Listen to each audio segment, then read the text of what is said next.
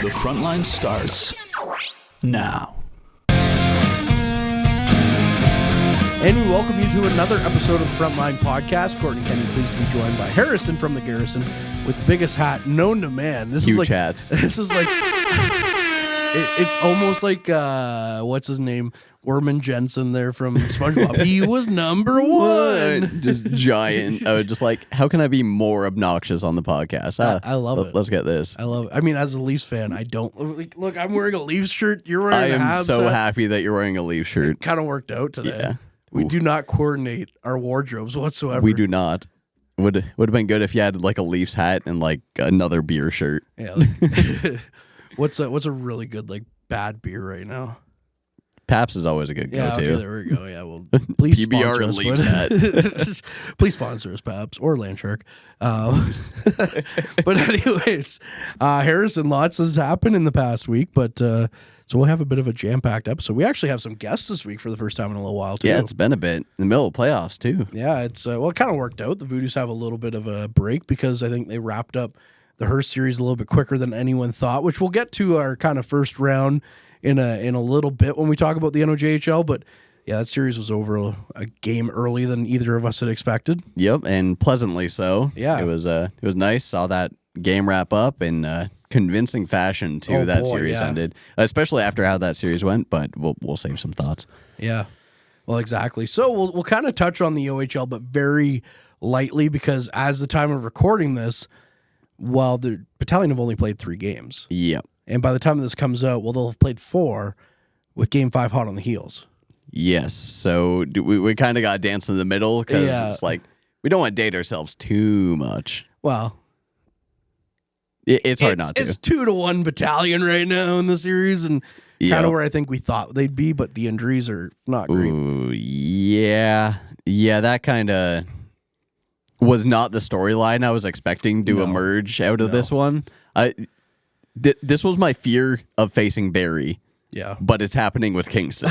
I'm like, oh no. But they seem to be holding their own for the most part. Well, I still think they have the horses to do it. Yeah, I definitely think so. Like, they were without Romani for most of game 1, and they still put up good numbers. Game 2, they were without Arnsby like immediately, and then Terrian, I believe, later went off on concussion protocol, and then they also lost Dom halfway through, not even halfway through, in the middle of the first period. So off of that, and they still put up a strong performance beating Kingston there, and then they go to Kingston, and their defense kind of was less than optimal, but Mike looked fantastic. Yeah, Mike was definitely one of the highlights of that, and then Terrian back. So the guys you're missing right now are, I think it's Romani and Andrew. Yeah. LeBlanc, and I think that's it at this point, and Dom. Yes. But again, up in the air, we don't know what's going to happen on the Thursday. Tomorrow's Wednesday. Yes. Dates are hard during playoffs. It is. But especially, like, I don't know about you, but I had, like, the Monday off because of Easter. I did not. That's unfortunate, but so, like, to me right now, I'm like, today's Monday, right? But it's like, no, it's actually Tuesday. So it's kind of a bit of a weird week right now for me, but I'll take it at the same time. It's kind of not as a, but yeah, I had the Friday off. Yeah, so. the Friday, I feel like the Friday off you have to have. Like, it'd be weird if they didn't give you the Friday off. It's mostly like government and union stuff that's off on the Monday. Yeah.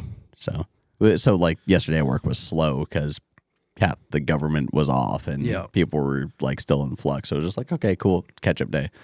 Well, the thing that's funny to me is that we're off, and then with us, like, Manitoulin showed up today, and they're like, "Oh, you were off yesterday, so here's like 20 skids," and you're just like, "Thanks," like penalizing us for being off yesterday. Even we told you last week that we were off, but whatever. Hey, anyways, that's besides the point. I'm not angry at work at all. After one day out of a 4-day week, we're not going to get into that. But anyways, the other thing I will say about that series is, it's good to see. We one of the things we touched on going into that series is, Mike has 0 playoff experience, and now he's getting playoff experience. He's getting trial by fire right now, and he's holding his head above water. Yeah, the goals that went in on the Monday game were mostly lack of clearing the puck in front of the net, having difficulty on the back check, which had been a strength so far in the series, and probably one of the worst first periods we've seen in a while after 2 back-to-back, probably some of the best first periods we've seen out of the battalion. So Yeah. it's kind of how the series as a whole we kind of expected to go, but the way it's happening is a little bit different. Yeah, and the other thing you touched on, Romani being gone most of game 1. I didn't get to watch game 2 thanks to Easter supper. Or, anyways, but yeah, with Romani being gone game 1, even though it didn't affect them on the score sheet, and we still saw Wakely put up a goal, and we still saw Van Steensel look good. That top line with Wakely and Van Steensel. Having, at the time Terrian stepped in, that you could kind of tell that it was a little off. It's just the chemistry isn't the same, because how can you replicate that with anybody? Yeah. And Terrian's holding his own. He had the lone goal in the game on Monday while in Kingston, again with the ridiculous shot. That dude's sick. But you're not going to have the chemistry that probably, arguably, the top line in the OHL has had all season. So it's kind of filling in gaps in different ways. Part of that is scoring 2 shorthanded goals like they did in game 2. That certainly helps. And having a guy like Sandis Vilmanis, who we knew was going to be a factor when it comes to your secondary scoring, stepping up in a game like that. Yeah. But Kingston's quickly sort of figured out how to put some more pressure on him. And we definitely saw that on the game in Kingston. One thing I've kind of seen go around is why not throw Vilmanis up on that line? It's like, well, you don't want to put all your eggs in one basket. You still want to spread out the scoring. Not to say that Ertl and Arnsby are any slouches, especially if you put Terrian on that line because they've played together.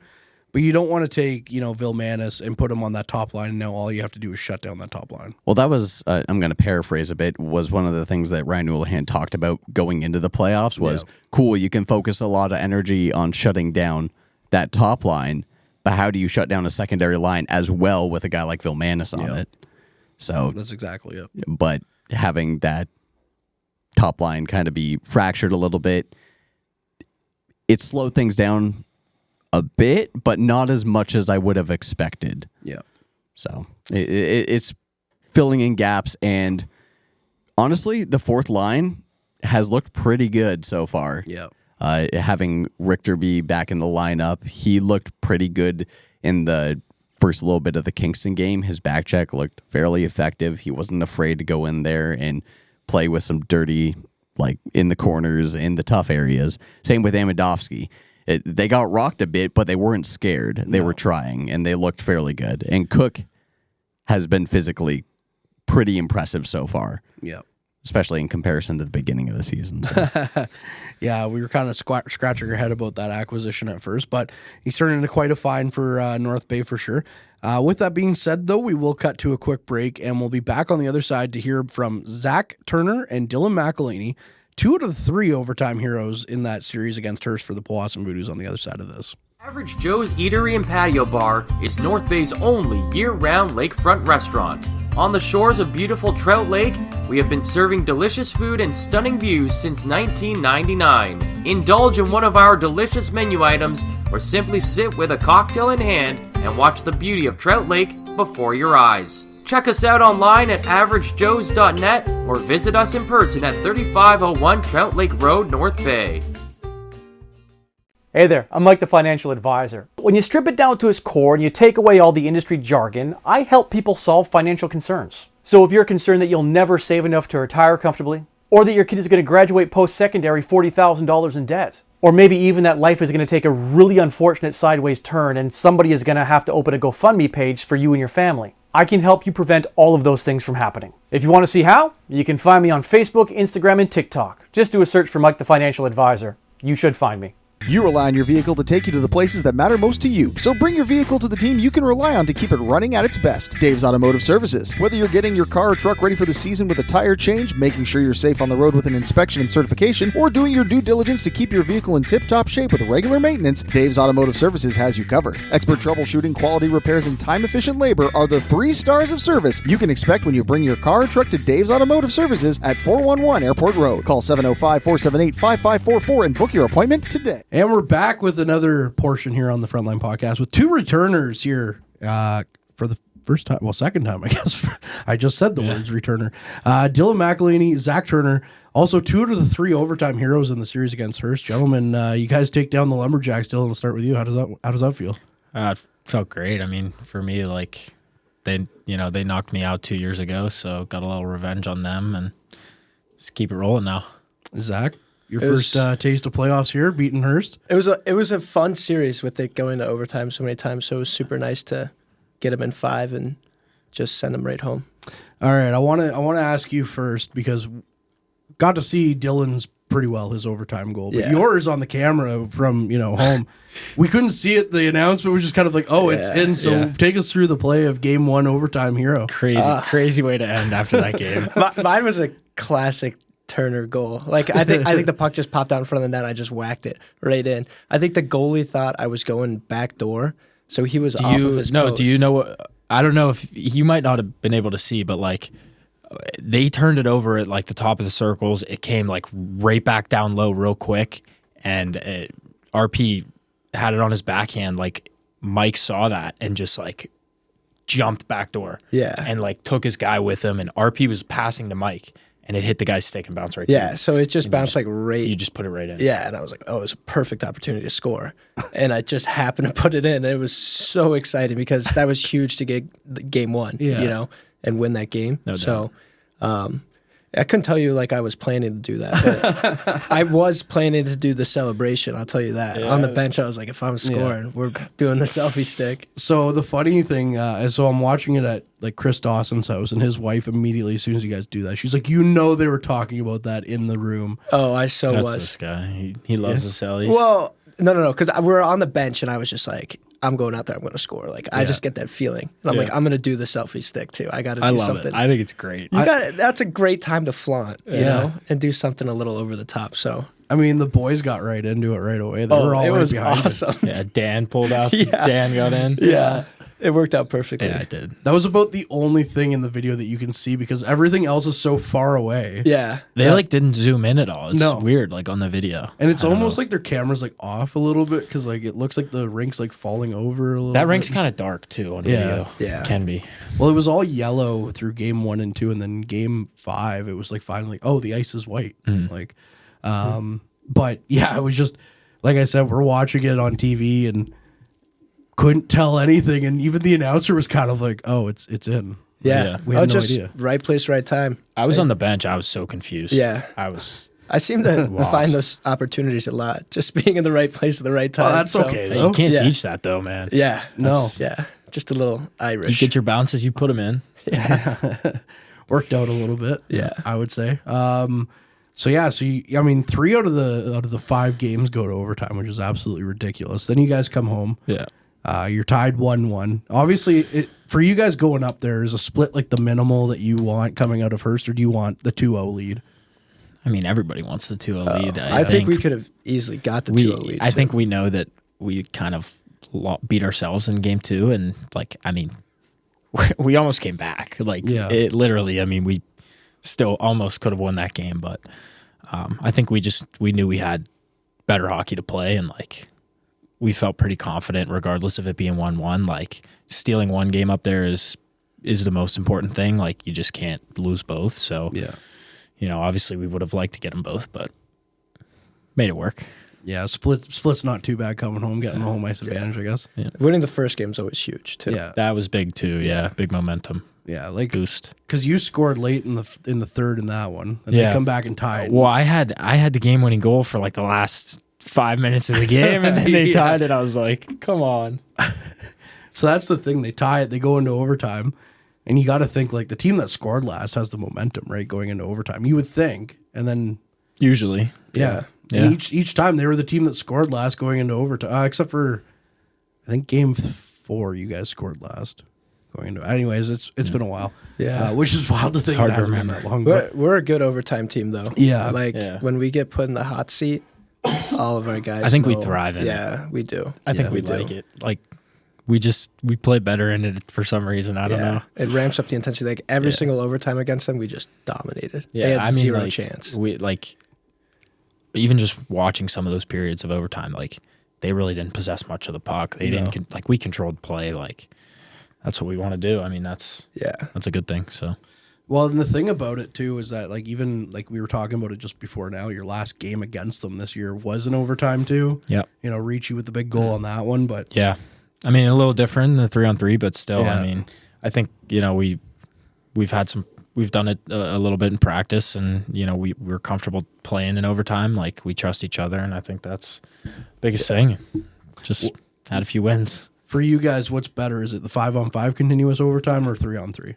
Which one do you prefer? I like the 3-on-3 way better. Yeah. I mean, it's probably not fair to do in playoffs. Yeah. But having more ice to skate is so much nicer, especially because your opportunities come quite a bit quicker when it's 3-on-3 to get like an odd man rush or something like that. I like 3-on-3 a lot because it's just all skill. It's open ice. Like it's, like he was saying, but I think there's nothing better than a 5-on-5 overtime game that, like there's no shootout. There's no time limit. Like you're just going until somebody scores.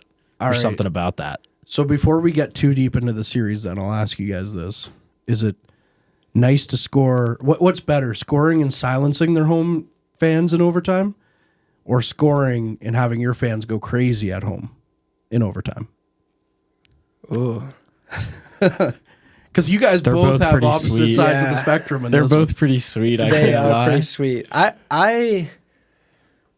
I would say if it was like game 5 and it went into overtime and we won it up there in overtime, that would have been really nice. Yeah.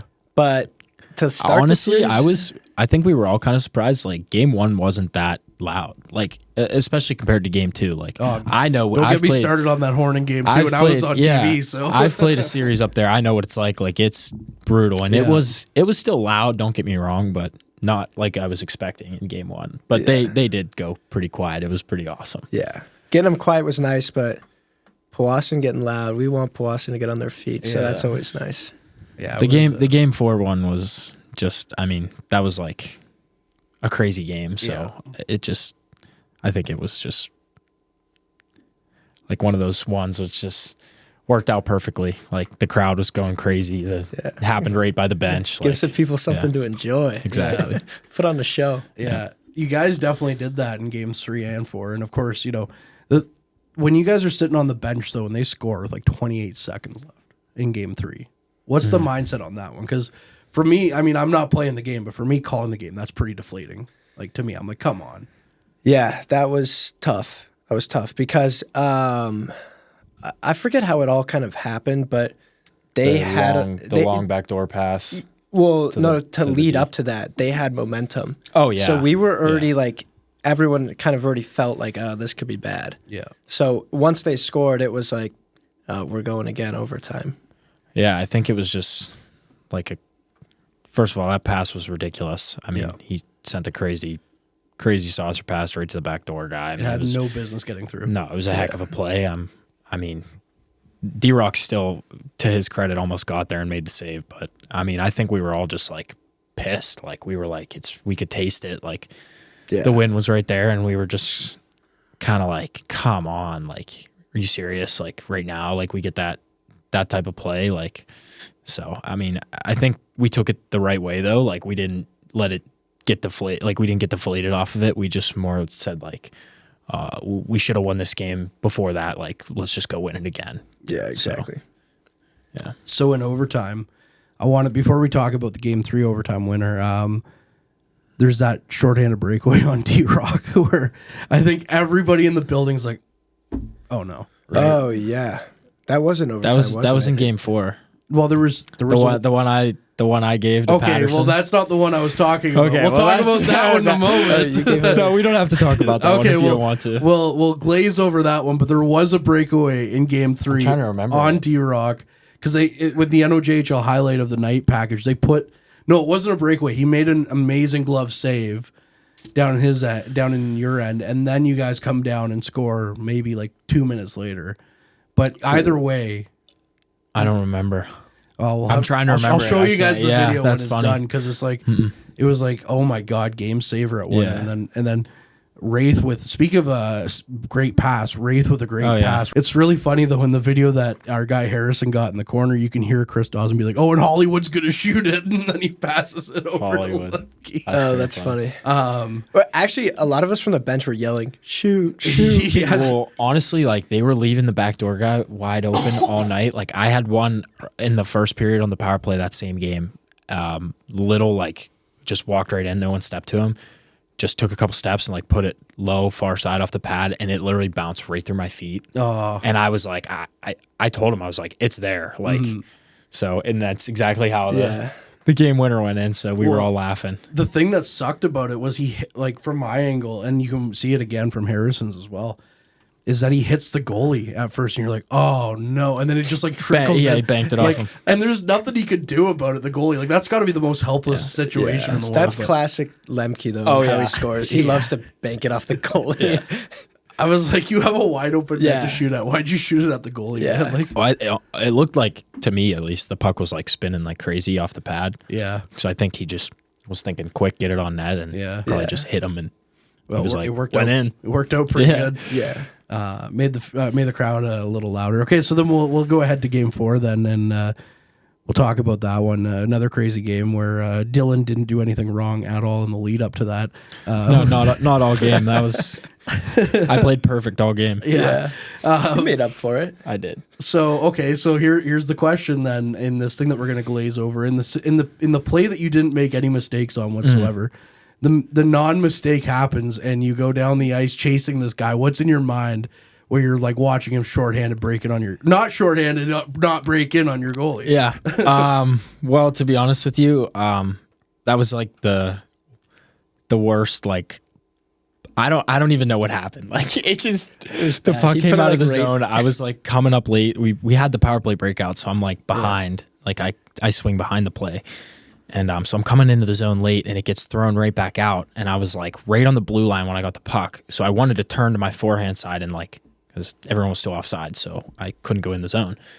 So I was like, I wanted to turn this way. And when I picked up the puck, like I had to look at it because it was bouncing like crazy. So I knocked it down. And then when I looked like this way, I saw RP skating, and I was like, oh crap. And I panicked because I couldn't turn this way. So then I tried to turn this way, and it jumped over my blade. And then by the time I turned and realized what happened, like he was already broken and gone in, and I was like, oh God. And I was just praying for a save, and D-Rock came up huge. I mean, I owe him a dinner or something for that, for sure. Yeah. And from your side of it, Zach, like what's going through your mind when you see a guy shorthanded in overtime? Yeah, on the power play. You would think that's money, crazy. right? Like, come on. Like, now, he wasn't a bit of a tricky situation being the last guy back. Yeah. And like no one else was there to good guy. support him. Good guy. Thank you for that. But I mean, he still messed up a little bit, but everyone does. Everyone does. So you can't really hold him to that. But D-Rock's great at saving people like that. Yeah. So he's good in shootouts, like breakaways too. He's hard to score on, man. He's done that a few times. And that whole series, he was great at, having our backs a few times. He was dialed in, man. Yeah. Like, you see him, like, he'll talk to people in the room. Like, it's not really a mistake unless they really score. Yeah, that's true. Exactly. That's true. Exactly. It's just an incident. Yeah. That didn't happen. I don't know what you guys are talking about. That was just part of the game. It's not at all in the NOJHL highlight of the night. No. The play leading up to that at all. Sorry, Dylan. We'll move on from that. Because there was two big saves. Better memories from that game, so it's okay. That's exactly. You made the highlight of the night twice in the same night. Yeah, I did. One for good reason and one for bad. One for, we'll not talk about that reason, and the other one for a good one. But there was another save that they used both of them where Boilo, the goalie, had a pretty big save too. Like, credit where credit's due. The goalies came to play that series, even though Hearst like moved back and forth between two guys, because it was a 1-goal game every single game, but the final game. Yeah. Yeah, I mean, we put up 25 goals in 5 games, though. Well, like, little it could be a little we had a pretty humble on that. I'm just kidding. We had a pretty good offensive series. Like, I mean, you definitely give them credit. They're a tough team. I'm not taking that away from them, but I think we were firing. Like, it didn't feel like it was tough at all. Honestly, maybe you felt differently, but. Yeah, I felt like we got our opportunity. It was everyone. We were worse in the regular season. I'll say that. So they definitely, their goalies were better in playoffs. Yeah, that's a good way of putting it. Yeah, I really like you on this right now because you're like very much playing the neutral ground right now. Like, I don't want their goalies coming after me. No, that's true. So, anyways, Dylan, we'll talk about the play that actually happened. Yeah. Case literally sneaks out from behind the net. Is that like a play that you guys like look at in practice, or was that just kind of a? Well, like, I'm sure everyone can tell. Like, we have like our set breakout where like the wingers go up high. So I was just setting up in that, like Kaser stopped behind the net with the puck. So I was just kind of waiting for the center to come in and swing. But, earlier in the series and earlier, even during the regular season, we ran into a couple teams that would throw 2 guys down and they would take away the center option and take away the D-to-D option. And, like we just talked about it in the room the one day, like we got to have the D behind the net just make a play with the puck. So he said if he steps out, like just one winger's got to cut to the middle there. And I saw Kaser stepping out to the far side, and I was like, I'm going to just go to the middle and try and be an option. And he just ripped it down. I think he was trying to pass. I don't really know. We'll have to ask. Yeah, whatever happened, it worked out. But I just got on the right side of my guy, and he tripped over my feet, and lost an edge and just fell, and I was in alone. It was a lot of luck, but good heads up play by Kaser too. So it was a perfectly placed shot too. So lots of luck. We'll say it was a nicely placed shot, but. Yeah, we kind of tear you down here a little bit. We'll prop you up too. Yeah, it was good. The backhander was nice, but took advantage of the bounce off the boards, and I was expecting it to. I was expecting it to bounce out a little further. Actually, it didn't actually. We have pretty bouncy boards in Powassan, and it didn't bounce that hard. I think it was out of steam, so I was in tight. I just had to do something quick. Well, that's what I was going to say. You had like no room. No, zero room. Yeah, and what's crazy is like. A lot of guys probably would have thought like pull that and try and go far side. I was never even thought forehand. The whole time I was thinking backhand. It's never just crazy. Yeah, I couldn't even do that. I know he's got to come out. Like he has to slide out far and take that angle away. And I know he's going to be struggling with the angle in the first place because he has to go back on his post and then all the way back out. Yeah. So, I mean, he did look a little awkward. That's a smart hockey player. Yeah. That's some IQ. Obviously, I don't think that. Personally, if I was getting that, I was just going to start whacking it until I don't think game one winner. I don't think it all like real time in a game, but that's I don't know. In hindsight, after watching the video 10,000 times now, Dylan can make himself look smart. Yeah, It was planned. It was all planned. Yeah. Honestly, it was. No, it was not. It was crazy play, just lucky bounce from. The guy falling down and happened to make a nice move. So, yeah.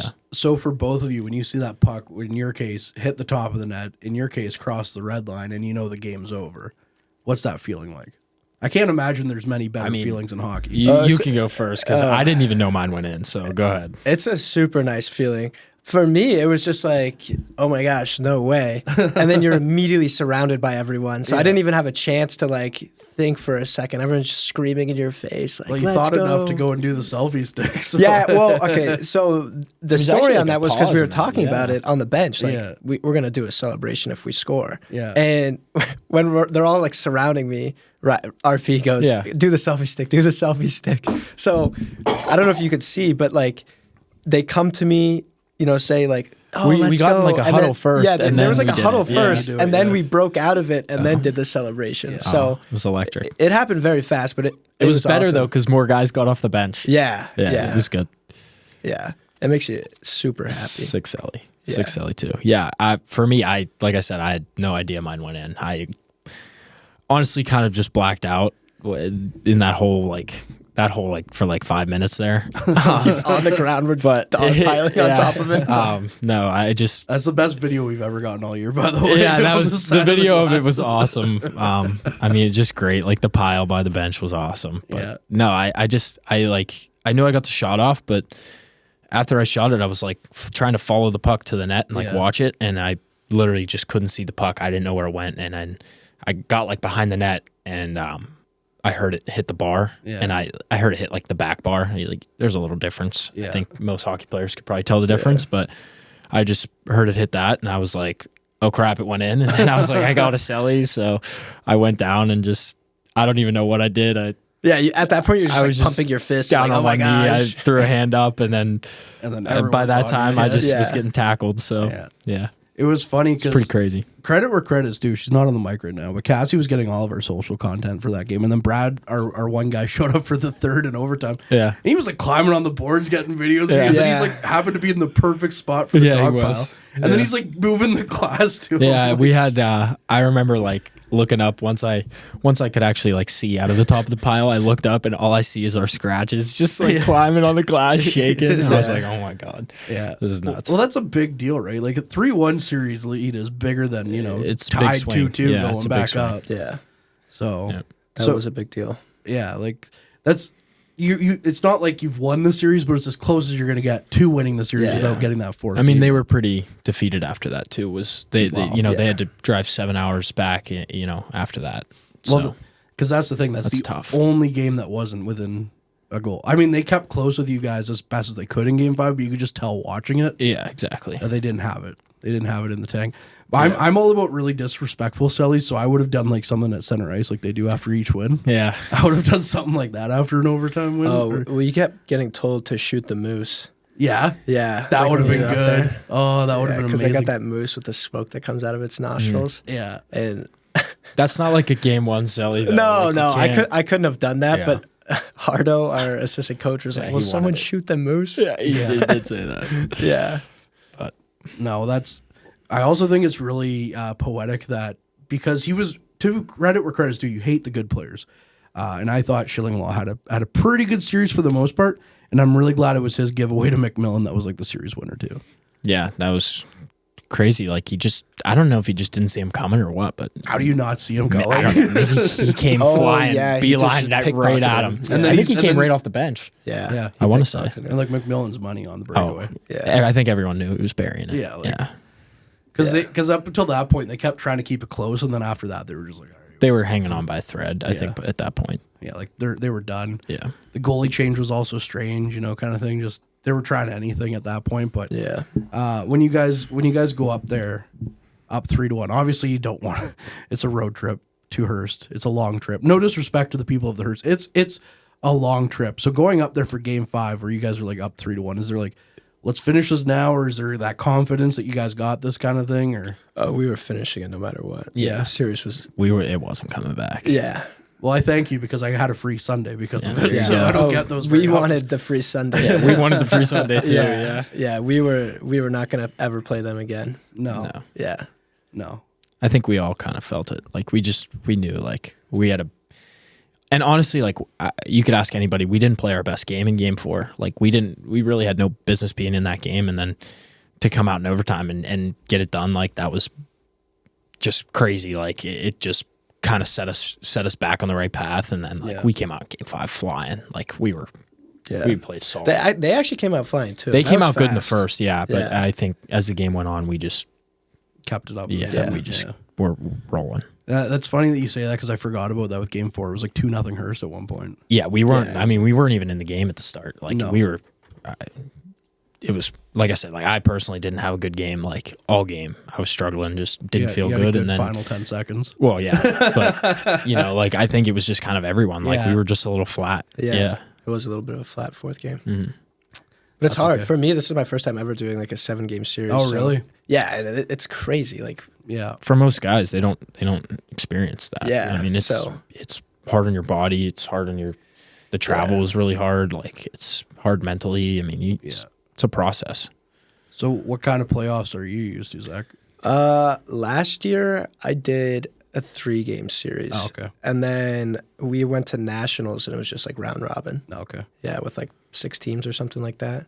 So 7-game series is, I mean, if you think about it, we could play up to like 21 games in the postseason, which is like 35% of our regular season. Just for the NOJHL too. And then if you win, you go. Yeah, so it is so many games. Yeah. It's a lot of crazy. hockey. Yeah, it's hard to kind of prepare yourself for this. It's like a whole nother half mini season type thing. Yeah. So for your first go around, Dylan, what was it like when you went up to Timmins and stuff? How tough was it? Tough mentally, or did you figure it out? It was for me pretty tough. I know I played.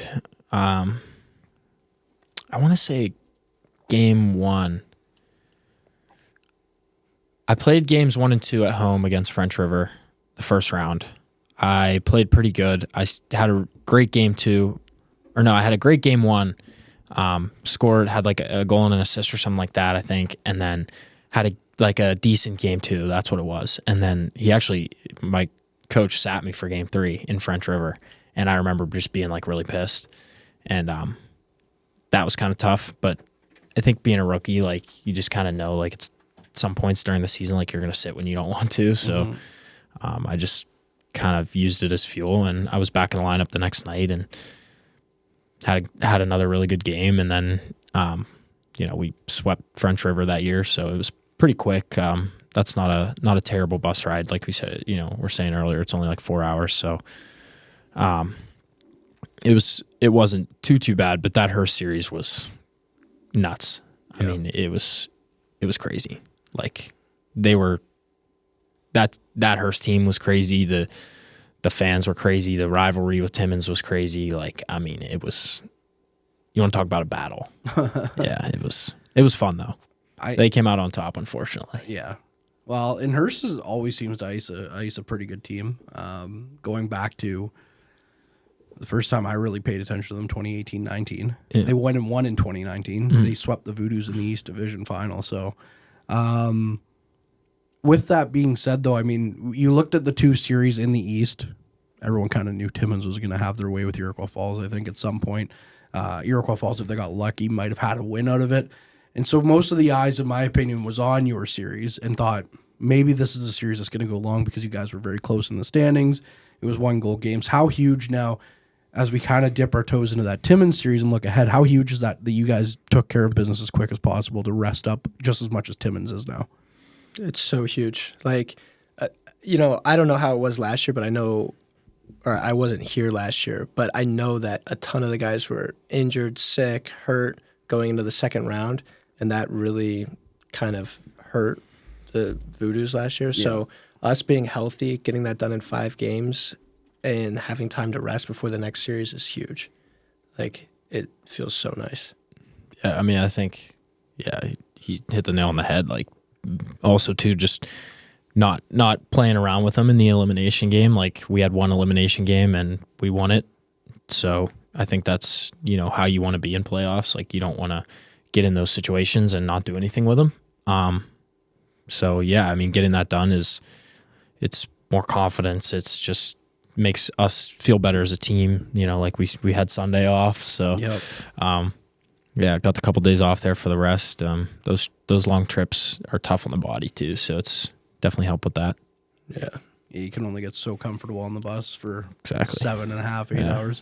Well, game 5 was 14 in a day. It was up and back in a day, so that was a rough one. You guys got any fun stories from that trip up to Hearst, or is there? I'm trying to think. It would probably more stories from like games 1 and 2. Really? I don't even know if anything. Well, we stayed, so it's like. Yeah, that's got to help though. At least staying for the one game. Oh yeah. Yeah. Being a little bit more rested. I don't know if anything crazy happens on the bus. I feel like tell you what, we did watch Saw. Yeah, why did we watch Saw? On the way back after game 5, and it was horrifying. It was awful. Are you not a horror movie guy? Oh, I mean, I was into it, but it was scary, man. Yeah. Like I don't know what's worse, the bus driver or the movie. Yeah, I'll watch like horror movies. Like I don't care, but it was just a weird time for a horror movie. It screwed with your head so much. Yeah. That's really funny. What's the weirdest movie? Is Saw the weirdest movie you guys have ever seen on the bus then? Or is no. What did we play on the way up? Was it 300? We watched 300 on the way up. That's a weird movie too. But that was like an awesome pregame movie. It was like, we're going to war, but baby. like, it was like noon. Like I was like just woke up from my nap on the bus and like 300 started playing and I was like, what the hell is going on right now? That's a weird thing for your mind to get wrapped around. No, see, because then Tomer was all like, we need to do the This Is Sparta chant before we go out. Did you guys do it? Please tell me you did. No. I don't think we did actually, no. You didn't kick anyone down a giant hole or anything either. Like, Crazy. It's been so long since I've seen that movie. Yeah, I'd never seen it, so I was just kind of like, I was watching a little bit. It didn't look like it was, I don't know, my type of movie, I guess. I don't know. There's a lot of action. Like, probably there's a lot won't of blood watch. and gore, it's like, I'll take that. Yeah. The actual, like, I don't know. Now I'm gonna sound like a film connoisseur, which With I'm the storyline. The storyline It's is a little. great. It's a little like corny. Yeah. The storyline's great, man. No. It's warriors going into battle. That's what we needed pregame. Yeah, maybe that's what you guys need to like watch every day before like a game against Timmins. Maybe we watch should. 300. Yeah. You guys Just are gonna war like movies. know it like We need to quote watch by quote. Cars. That's what we need to watch. Post game, we can watch Cars. Competition. We've been talking about Cars in the locker room for like a month, and I'm like, we gotta watch it before playoffs. I've been saying it for. You guys forever. need those like No one's Lightning watched it. McQueen Crocs. Yeah. Those things are great. Ciao. Yeah, there you go. I'm glad someone said it and not me. Dylan, for you though, to kind of go back to where it all started in the NOJHL now with the playoff series up in Timmins. On the other side of things, it's got to be a little bit special. Yeah, it's gonna be a fun series. I think, regardless, it's gonna be a battle. Like I think both sides know it. Yeah. For me, it's a little more personal. So, anytime that comes into play, it's more fun. Yeah. It's easier to get into those type of games and get fired up in those situations and stuff like that. So, yeah, I'm looking forward to it. Should be a good time and take care of business. Yeah. I don't know. I think RP's a little bit pissed off of that Timmins jersey from the last time he was Oh on here. yeah, so. he's butthurt about that. Yeah. He has dreams about that thing, I think. Well, that was the time of year to avenge that. All the guys that were on the team I know. last year. I told him. He told me in the gym over the summer. He's like, I hate that. I can't believe you put it up. I'm like, let it fuel you. Yeah. Well, fire. Get fired up about it. You know what would really help him right now going into this is if you told him, you guys win, you'll take that one down and put up the Voodoo's one. Maybe I should say that. Oh, that's good. That'll get him going. I'll tell him. I'll let him know. You could let the guys know about the Instagram post too. You'll I changed it. Oh, did you? Yeah, I changed it. He They was- were getting on me for my Instagram like Your profile bio? picture was yeah. like a picture from Timmins because I don't know, it was a good picture and like I don't look at that. Like I haven't changed it in years. He's like, just no. So, yeah. And they were getting on my Actually, case, it's so funny because I changed it. think I have a picture from my team last year too. Yeah, you guys are all a-holes. I changed it to one of me in a Johnstown jersey anyways. Like it was, okay. Yeah. But still It's a good better picture, than though. Timmins. Like when you're up here, that's better than Yeah, Timmins. 100%. Like that, Especially like just going into the series. I couldn't have that. Like, no, that'd be a bad look. Like whose side is this guy really on? No, Burgundy I'm or on going? green. Yeah, Roll green. You got to roll green, right? So, but going into that now, I mean, Zach, this is your second 7-game series now. It's now, what's the lessons you're going to take from that Hearst series and move into this one? I'm gonna try not to get banged up so quick. I think for me, Fair enough. For me in game 1, I was like, oh, I'm gonna give it everything I have, like right now, right this second. And I didn't realize it. Like this is a long series, and it's gonna take a toll on your body. Like, you go super hard, but you got to pace yourself a little bit. You can't go as hard as you possibly can on the first game because you were playing immediately again the second game. So like what I was saying about like the series in French River and when I was in Timmins, like that's exactly what happened to me. I went all out. I got so hyped up for game 1. Like I was ready to roll, had a great game. And then like I was dead in game 2. Like came out so flat. Yeah. And I was like, what's going on? Like, Yeah. And that happened to me up at Hearst. So- like I was trying to hit too many guys. That's a good point. I'm hurting my shoulder. Like my body's just hurting. Like definitely gonna put the body on the line. Like this is the time to do it. But I'm also gonna make sure like I don't do anything dumb. you don't want to overdo it. Yeah, I don't want to overdo it. Like I want to be good for game 4 as well. Like Yeah, it's that's important too because this series is actually going to be shorter with our rest days. So it's like super important to pace yourself just a little bit more this time. It kind of helps, I guess, when being shorter in that sense because the drive isn't like that's probably what plays into the shorter rest days, right? Like the drive isn't. Yeah, they 8 were doing hours. some weird thing round 1, like with the home games, like certain, Yeah, it like beats everybody me. has certain home days that they can play on. Yeah. So like you have to like wait till those days Oh, to really? play. That's why we didn't play like over the weekend. Yeah, it was If like a games long 3 and 4. Yeah, it was a long wait. Because we played Thursday, Friday in Hearst, and then we didn't play again till Tuesday, or Monday, Tuesday, or was it Tuesday, Wednesday? I think it was Tuesday, Wednesday. Tuesday, Wednesday.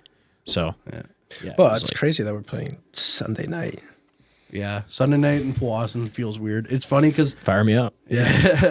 my mom had just asked me too. She's like, "Do they ever play Sunday games like at 2, like There you go. Battalion do it?" I was like, "No, they No, never play Sunday not it. games." And then Yeah. make me look like an idiot. But thanks. NOJHL schedule. It's not. leader. It's not common. Like you weren't wrong. Yeah. no to say that. I've never seen it. Yeah, and then it's- Where else would you rather be though? Sunday Nowhere. night? Sunday night in P-Town. Sunday night in P-Town. Yeah. Love it. That's where I'm looking forward to that one. But also kind of going into this series, you got to know that this series probably is not going to go 5. It's probably going to go a little bit longer than that. Regardless of the outcome. Like that's got to pace It's in the back of everyone's mind, I think. Yeah. I think the most important thing for us is to win the first game. Mm-hmm. That is the most important thing. Like, because they are coming off a series against Iroquois. Like, they're not. Lose. Yeah. They didn't lose, but they're also coming off of playing not that great of a team. Well, I'm saying, like, they didn't lose a game. Like, we need to knock them down a peg early. Like, that would be. Yeah, like, we have to break their confidence. Right from the start. We got to break their confidence right off the hop. We have to make them doubt themselves. Like, how game 2 goes is kind of irrelevant, but, like, getting game 1 is massive, you know, in terms of the series, because then it'll turn into more of a battle. Like, then they'll realize, like, oh, we got ourselves a series. Yeah. You know, if we give them any, like, life in that first game, they'll take advantage of it. Especially, I mean, they got home ice too, so yeah. we're going to have to bring it.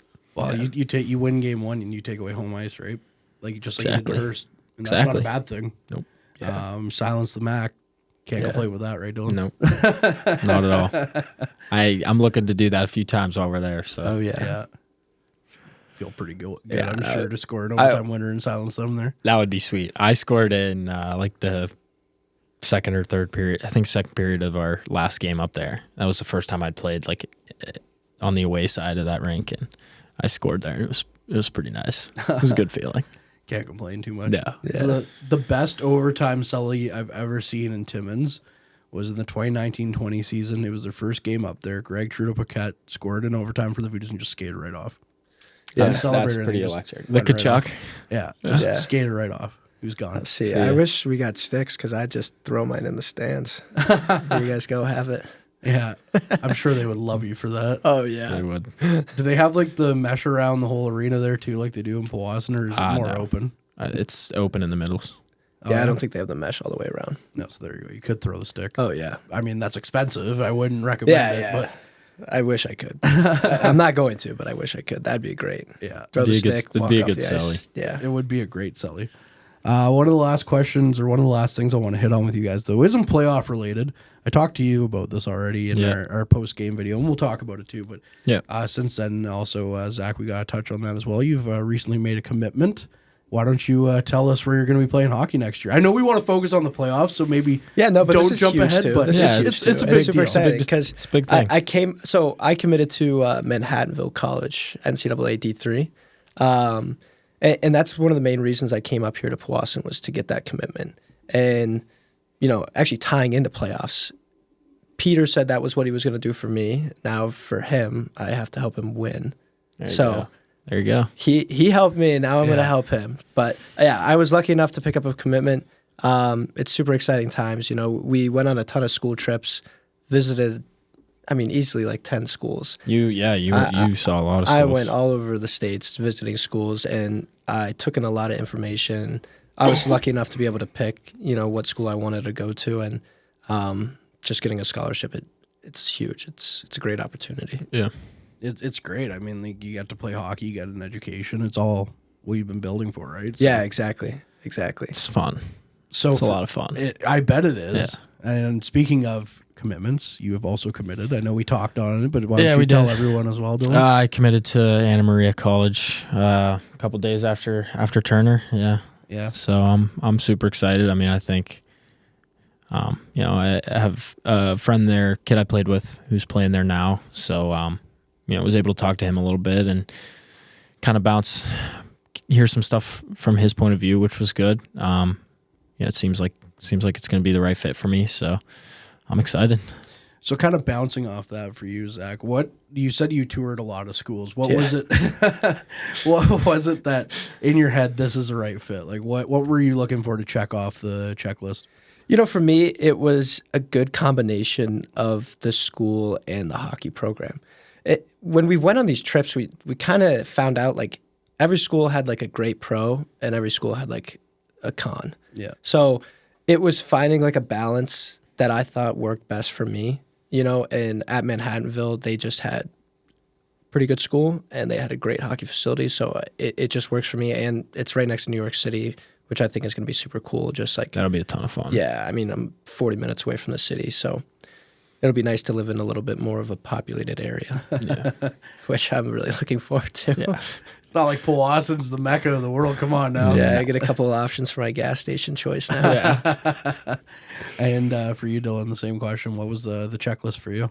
I've actually I didn't tour Anna Maria, but you know, like I said, I have a buddy who's there now, and he speaks pretty highly of it. You know, I've obviously gone on the website and done all that stuff and looked at it, and you know, I think for me it was just finding somewhere that I'm going to be comfortable, somewhere that you know, I think is the right fit for me in my game and me as a player and as a student as well. But you know, I think I built a good relationship with the coach, and you know, I think he was able to put a pretty good team on the ice this year, and you know, had a big jump from 2 years ago where they were. So I'm looking at that thinking, you know, they're trending in the right direction, and that's something that I want to be a part of and get a chance to compete for maybe a national title of, you know, over my 4 years. Hopefully that's the goal. So yeah, it just felt right. I think took me a while to get there, but when it felt right, I knew. I'll touch on one thing he said too, but going somewhere where you're wanted played a huge factor, especially for me. 100%. You know, like these guys were after me for a while, and that says something, you know. Yeah. Like that also played a huge part in deciding to go to this school. It's just like they were loyal to me, I'm being loyal back to them. You know, they want you, they're going to play you, and that's also important in making that decision. When, you know, it's a two-way street. Like they want you to commit to their school, but you know, as a player, like you have to get them to commit to you. Like it's not always. Sometimes they can blow some smoke up your butt, and so it's not always an easy process. But yeah, definitely, I'm excited. Yeah, I know you're up like the 16th or 17th forward would be just tough, it's brutal. No one wants to be in that position. So yeah. That certainly helps, I'm sure. Yeah, and being wanted, like 100%. How same way in junior. I mean, yeah, it's the same concept. I guess you're just picking a school too. Yeah. Well, we all want to be. I mean, you know, we all want to be touted and scouted and all that fun stuff. I've never obviously had the hockey skills to go through that stuff, and it was more so I'm just gonna go to this school because it's close by. But how stressful of a whole process is it? Is it fairly easy, you know, or is it like very like, you know, picking a school? It was. We're getting to that point where you were just putting pen to paper. How stressful is it? It was very stressful. Yeah. It was. I won't go into detail on this and stuff just because it's like going online, but it's tough. Like it's hard to like just nail things down because you know, you're back and forth so many times between what you like and what you dislike. Yeah. So that was the hardest freaking thing for me. Like I would like talk with my parents and just be like, every day I wake up and I'm like leaning a different way. You know, one day I wake up and I was, you know, I want to go here, and then the next day I'm like, I don't want to go there. Screw that. And then it's like, how am I supposed to make a decision like this? Because you know, when you feel like that, then you're like, okay, well, if I make my decision, then who's to say I'm not going to wake up tomorrow and be like, oh shit, I made the wrong one. Yeah. You know, and then it's like, then what do you do? So I think the fear of that was like what kept me for so long. I was like, for me though, like I seem to always get lucky enough. Like wherever I ended up playing, I've always enjoyed it. Like Powassan was not really my first choice to come here and play. The team I played for last year was not my first choice to play there. But like every single year, I've ended up loving where I've played, and I've really never been like right at the start, like, yeah, that's exactly where I want to play. Yeah. So you end up like really making, you end up finding something to help you out and like make you like it there a lot too. Yeah, that was a big thing like for me too, is just knowing that there was no wrong decision. Yeah, exactly. At the end of the day, like I was going to play Division III hockey. Like I've been dreaming about playing in NCAA since I was a kid. So yeah, that's the important part. It's you know? To be able to have a chance to do that, like you got to look big picture sometimes. It's easy to forget that.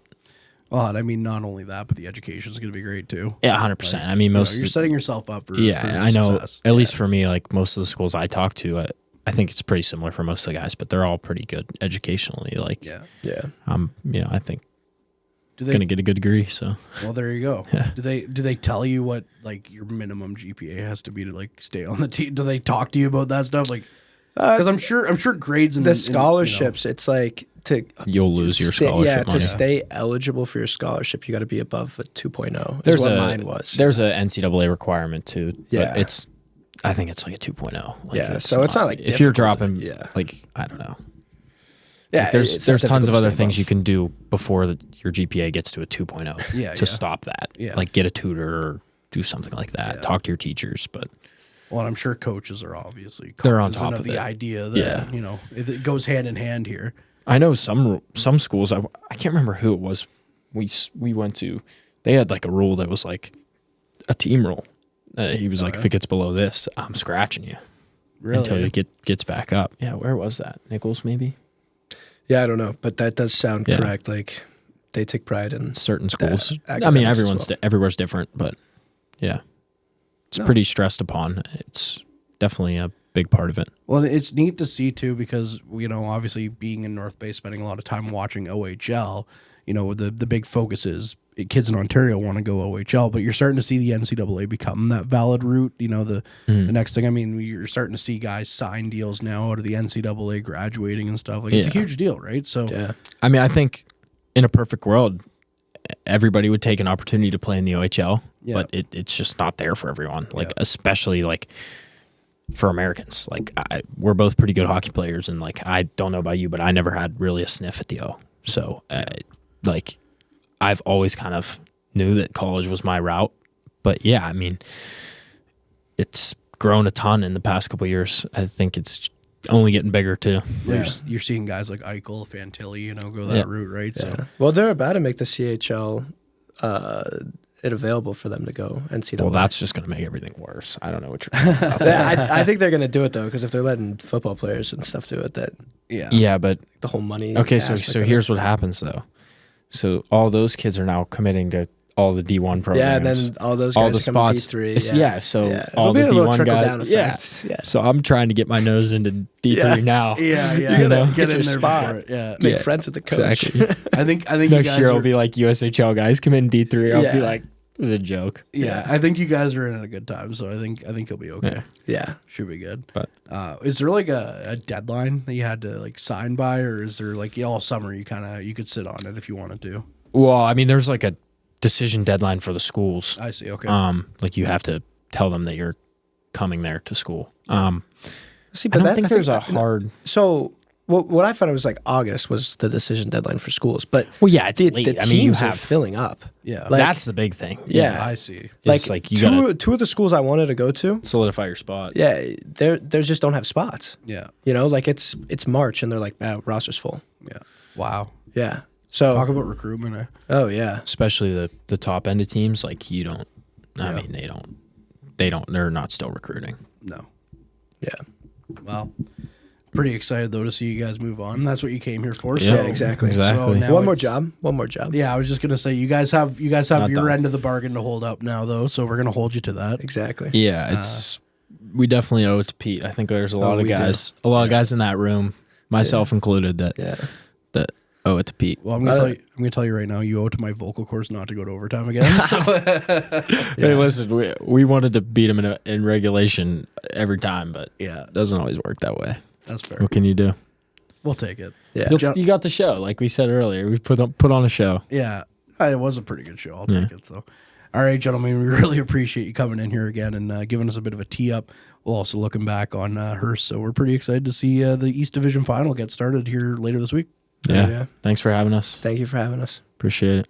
Meals are a special time for families to gather, share their day, and spend quality time together. Those dinners are made extra special when you add tropical produce found in the markets and grocery stores that carry La Huerta imports. La Huerta knows the importance of family, so they know which quality products make the best quality meals for your customers, whether it be Mexican Hass avocados, Brazilian figs, Ecuadorian red dragon fruit, or something just as exotic and special. To get your supply of the best tropical produce at competitive prices with brands buyers trust, contact La Huerta Imports at 705-752-1478.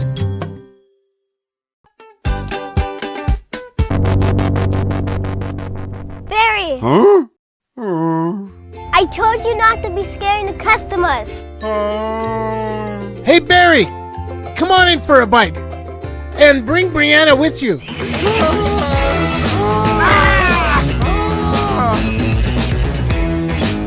only 2 minutes up the hill, we'll be You're only a stranger once.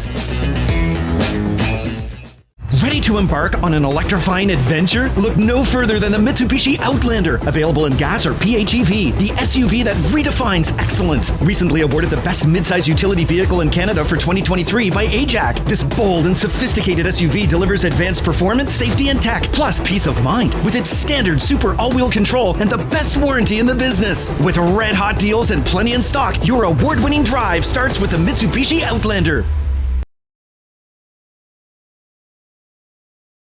Why is Northern Honda servicing more cars of all makes and models? Let's count the ways. 1. Our state-of-the-art facility has award-winning technicians.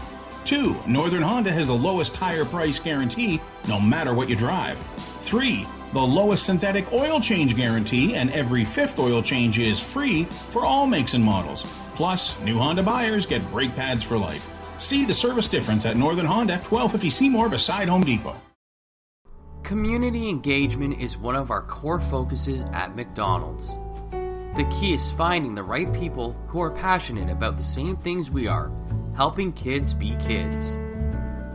McDonald's proudly supports local organizations such as the North Bay Regional Health Center Foundation, Big Brothers Big Sisters, One Kids Place, the Children's Aid Society, and Ronald McDonald House Charities.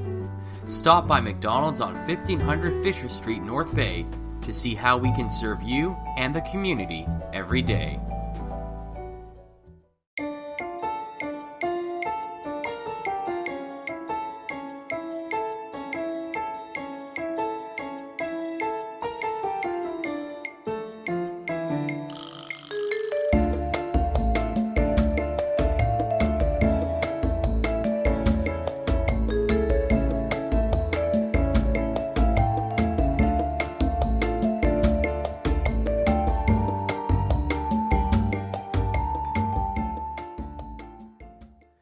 And we welcome you back from another commercial break here. And a huge thank you to Zach Turner and Dylan McElhinny for coming on the show this week. Always a good time hanging out with those guys. And I got to say, every single time I talk about Zach Turner, we talk about being from Eagle, Colorado, the most American town in the world.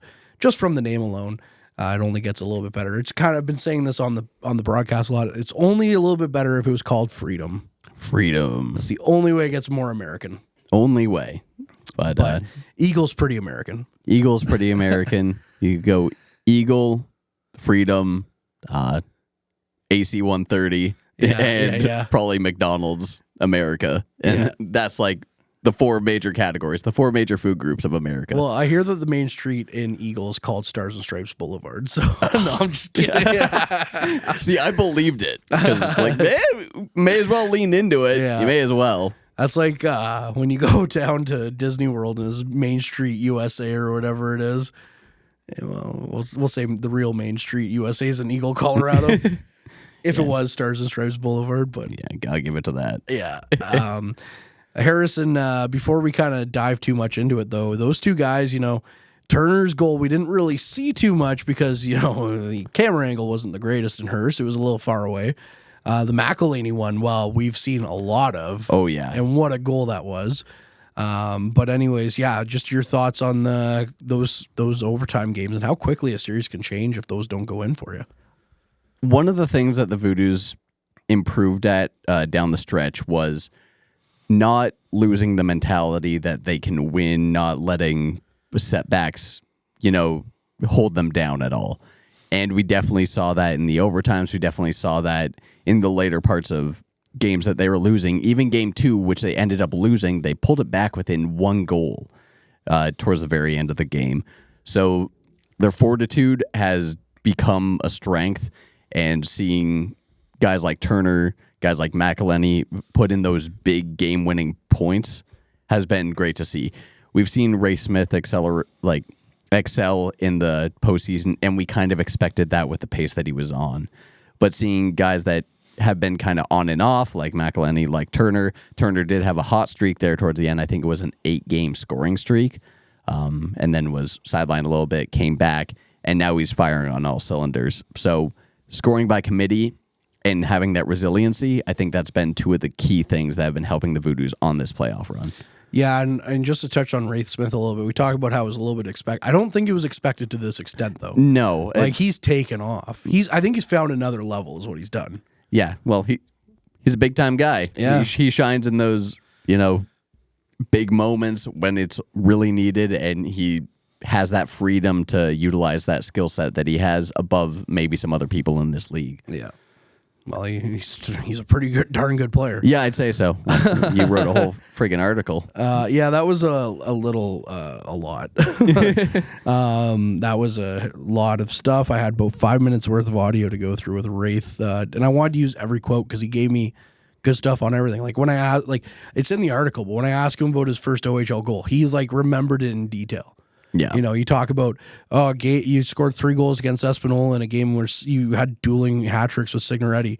Remembers it in detail. It's just I wish I could remember that stuff. I can't even remember what I had for dinner last night. So, hey, that's a good problem to have with hockey players. Having too much information is typically not the problem you're having when interviewing one. So that's true. It's usually pucks in deep. We did a pretty good job, sticking to the game plan. Sticking to the game plan.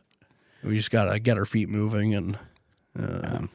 But even though the Voodoos won in 4 games, 5 games, sorry, won 4 games to Hearst 1, man, it really could have swung the other way. The goaltending on both sides kind of went back and forth, but when it mattered, Duracolo had some huge saves, especially in that game 3, and especially in game 4 at home as well. Came up huge, had some big moments, and Hearst did a really good job of keeping the pressure on in their defensive zone and making things really uncomfortable. And it ended up being them in the first game turning over the puck to Turner, where it ended up going wrong for them. So it really could have gone either way. Yeah, McElhinny doesn't really like to talk about a mistake made in game 4, but thankfully he ended up scoring afterwards, so it's okay, and we kind of forget about his shorthanded giveaway that went down on Duracolo with a big save. Yep. I will say this, and Dan, if you're listening to this, I do apologize, as you are one of my favorite goalies in the league. Games 1 and 2 were a little rough for Dan in Hearst, but then game 3, stellar. Game 4, stellar. Game 5, stellar. When you needed him the most, stood up. I mean, you don't win those 2 games at home without his glove save in overtime in game 3, and you don't do it with him stopping that shorthanded breakaway. Because when you're like, all right, here's the situation as me being a battered down Leaf fan. You're in overtime. The guy gets not just a breakaway, but a shorthanded breakaway. In your mind, that's game over. Yep. There's no way this guy's not scoring. And he angled him off perfectly, and man, my heart was in my throat. And you weren't even at the game. You were just watching. Yeah, it was my anniversary. Hey, happy anniversary. I was watching the game, and I was like, I'm sorry, it's overtime. I kind of got to see this. Shout out to my girlfriend, Jess. She's amazing, super supportive through all this. So, she got it, but it's just I kind of got to watch this. This is crazy. Yeah. I remember calling it as soon as he started going down the ice. I was like, man, am I just going to call this the same way I called game 6 against Peterborough? We'll see. No. I was like, I don't, because my immediately, everything sunk in me. I was like, this is game over. Series is tied at 2. This sucks. We're going to game 6 on Sunday. And then Dan with the best blocker save I've ever seen in my life. So good. Got credit where credit's due. Boilo also made a big save in that game, but also I want to shout out the NOJHL media too, because not only did they show those 2 goals, which were great in overtime, but they also showcased the save in game 3 with the glove save. That was a game saver at the one end, and then they showcased both Dan's save and Boilo's save in game 4 before the goal. Dang. And those are you need to show those before you show those overtime winners, because this is the situations that we were dealing with. Yeah. And my voice was killing me for a couple of days after. It's partially why I got this cough, and then I kind of ran down, had a bit of a cold over the week. I spent my whole Easter weekend basically being sick, which sucked. I got a cough because of screaming so much now because of it. Well, yeah, back-to-back overtime games, essentially, and it was just intense too, not just okay, kind of feeling it out. A couple shots here, a couple shots there. It was frantic. There was a lot of stuff to break down. I do not envy your voice. Thank you. I appreciate that. But the funny thing about that was I was talking to head coach Peter Goulet after game 4. He came to the battalion game on the Thursday. And he said to me, he's like, I got to be honest, I really liked your game 3 call more than I liked your game 4 call because I did the whole, are you not entertained and all that stuff, right? That was a great call. Thank you. Once again, I appreciate that. I'm not looking for it, but I'll take it. Hey, Kortney, you're a pretty swell guy at what you do. You're pretty terrific there, bud. Thanks.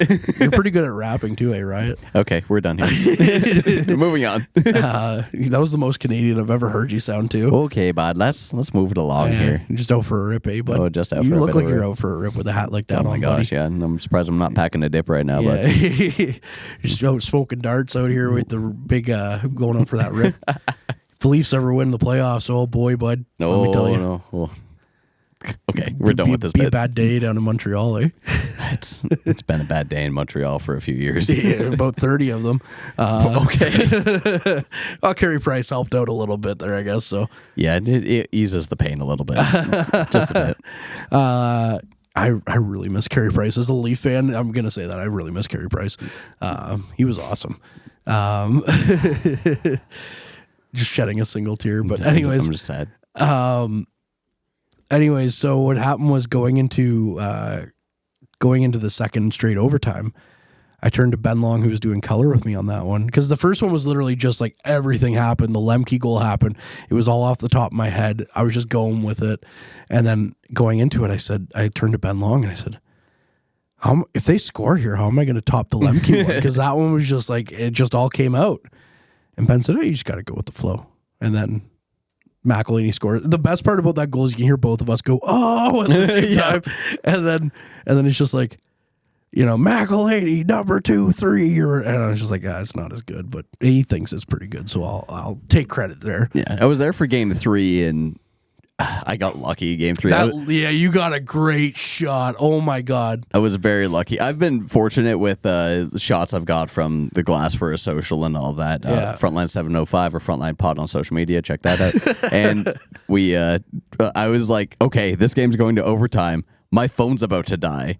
I get the goal, save it, phone dies immediately after. And I was like, thank goodness. Thank you so much for scoring that, Lemke. Yeah. But it was just like, that game was so intense. Oh, man, was it ever. Just the tension building. And then the last minute goal.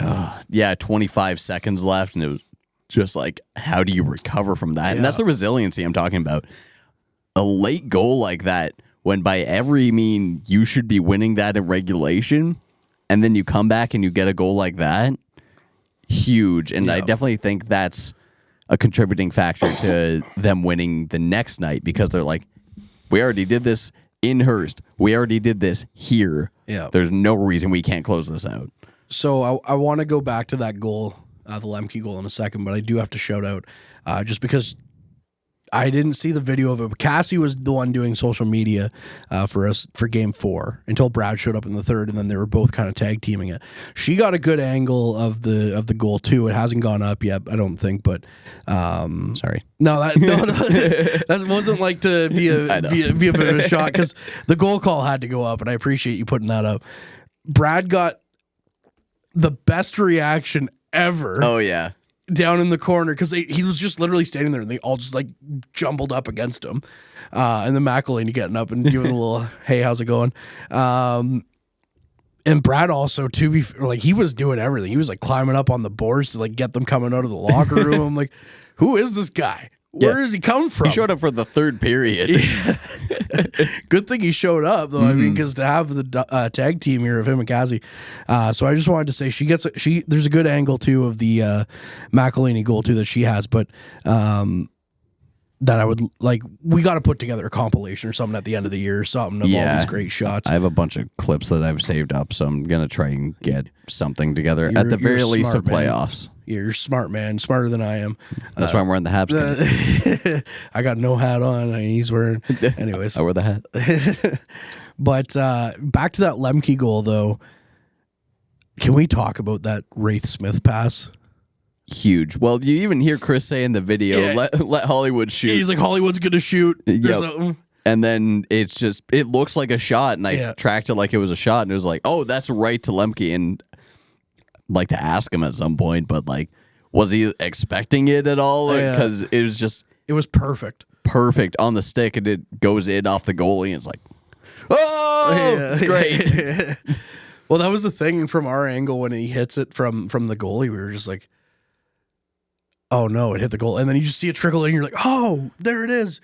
The thing that's really annoying about that goal call to me, though, is that just moments before they had passed it back to the blue line, no one was there. It went all the way down to the ice, the other end of the ice, and Dracula plays it. And then it comes back, and Thompson just left it there, and no one was there right away. So he's like, you hear me say, like, Thompson leaves it, no one's there right away, but then Smith has it immediate, like, seconds after. So then all of a sudden my mind just goes, Smith with the puck over to Lemke. And it's like, I just want to clear that up. But there you go. When they, just because I know how animated he gets, especially when you watch the games with him at home, which is one of my favorite things to do now. What was Chris Dawson's reaction when they scored that last minute goal? He was just excited. No. When Hearst scored the last minute goal to tie it. Fairly quiet. Yeah. Like, of all the times like I've been in the corner with Chris and something goes wrong, and it was just like, it kind of was what it was. Yeah. It was just like, like I wasn't paying too much attention.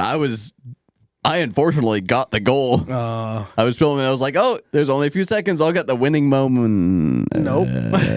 Never mind. We still got the winning moment. Yeah, I did. But it was just like, at that moment, I was like, okay, I'm going to get this. I'm going to get to go home. I'll be able to sleep on. And overtime. Yeah, okay. Yeah. Crud. 25 seconds. Yeah. But yeah, it was fairly just like, all right, it kind of is what it is. Yeah, Brad and I were playing a game on the broadcast that night of being like, oh, what would you be doing right now if you weren't calling an overtime game? Oh, I'd be at home right now, probably in bed, like, not that it was that late. Like, we were complaining. Like, it was like we got home at like 10:30. It was like, oh, the end of the world. But yeah. Ooh. And then shall we go into the future? We've well, unless there's anything else you want to touch on from the series a little bit more. So from this series, so basically what we might as well go into it this way. I had said, do you have if you can remember your first round predictions, let's go over how great of experts we were. So with this one, I think we'll be happy to say we weren't perfect. No. Because we both picked Voodoo's in 6. Voodoo's obviously winning 5. Happily be wrong on that one. Yeah, I don't think we have a problem not being quote unquote experts on that one. So that we can easily move past that one. We were right about Timmins. Yes. Timmins in 4. We both said that over Iroquois Falls. I thought maybe Iroquois Falls could get a win. Yeah, that was our caveat on that one. Was just like, kind of like French River last year. Maybe they'll get one, and they almost did. They almost did, but yeah. And while we're on the podcast, I know we touched on it in the group chat, and I know we touched on it just before we started. There's a picture, and maybe we'll have to send it and get it on the video part of this if you're at home watching it. There's a picture shortly after that overtime winner where Timmins is all in the corner just celebrating, and Boivin comes down and he's talking to the goalie for Iroquois Falls. It's a wonderful picture. So good. What a great picture. Just to comfort him in that moment, because you got to know it's crushing as a goalie. Like, it's not his fault. I would give that goal, he's going to look at it as his fault, but they got a shorthanded break on you in overtime. There's not much you can do when your team coughs it up like that. Yeah, and it's part of the great thing about watching hockey, especially playoff hockey, overtime hockey at that, where everything's on the line, is at the end of the day, it's a bunch of people trying their hardest, showing excellent skill, and putting everything they have into it. Yeah. And it's a really, really human moment and a great photo. Yeah, it's just a wonderful shot, and I'm really happy that someone got that moment. Yeah. Because it is perfect. All right, let's move to the West, because this is the one where we kind of had a little bit more interesting series that we'd predicted, but also interesting series that actually played out. Yeah. We'll start with not the big one, because I want to spend a little bit of time on the big one. We'll talk about Sudbury and the Sioux. Sudbury beating the Thunderbirds in 7. Or was it 6? 6. It was in 6. So I picked Thunderbirds in 7. Yeah, I think we've had a consensus on that. And that didn't happen. No. I mean, credit where credit's due. No one, like, Metivier just had himself a heck of a back half of that series. Yeah, Sudbury winning the last 2 games for nothing. Yeah. Like, we weren't going to predict that. No. Sometimes your goalie just gets on one. Metavier certainly did. Yeah. Back-to-back shutouts. What the heck? And Sudbury moves on. Yep. Sudbury moves on. Yeah, nickel nerds. And I would have been happy if Sudbury moved on if the next series went a little bit differently. But yeah, like Sudbury has all these pieces that they're frustratingly good. Yeah. They were dominant throughout the middle of the season and the very beginning. We thought they were going to 100% be the team to beat. And then Blind River just had a ridiculous back half. Tiegler went off and rightfully earned himself a bunch of like notoriety and awards. Yeah. So, hey, that matchup's going to be exciting, but it's a shame to see that the Thunderbirds couldn't at least push it to 7 because they're a team that, well, we picked them to win in 7. We thought, hey, they're going to be able to claw back every time. They're going to keep this close. And what do you do when you run into a hot tendy? Yeah, well, that's the thing in 7-game series is a goaltender can really win you a series. I mean, you can see goaltenders win you a game. I mean, last year, Brady Dyer won himself a game against Timmins when he was with French River. And I'm really, for a moment, I just want to, press F for respect to Brady Dyer for spending his entire NOJHL career with the French River Rapids. That's somebody who really deserved a better fate. What a great goalie. And it's sad to see his career go out the way it does. But he got, a playoff win against Timmins. That's pretty impressive last year. But yeah, a hot goaltender really helped that series really finish it out. But speaking of hot goaltenders, because at first we were kind of like, what is Blind River doing in this series? They were all over the place. Espanola blew a 3-1 series lead in which you were obviously the David versus Goliath. You were the David in that series. You had the offensive firepower to make it work, although Tiegler is like, whoa. And you couldn't get it over the hump. You needed one more win, and Blind River came back and beat you in that series. And that last game, I was watching it best I could because the battalion game was going on at the same time.